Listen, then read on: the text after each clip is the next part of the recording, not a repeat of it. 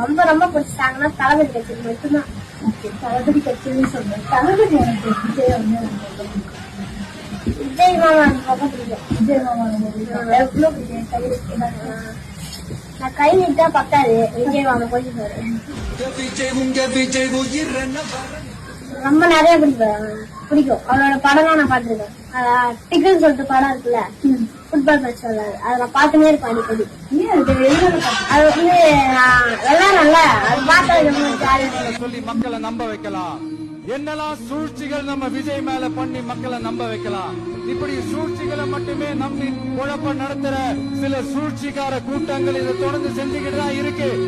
ஆனா அவங்களுக்கு தெரியாது, இது இன்னைக்கு நேத்து வந்த உறவு இல்ல, 30-33 வருஷத்துக்கு மேல இருக்கிற உறவு.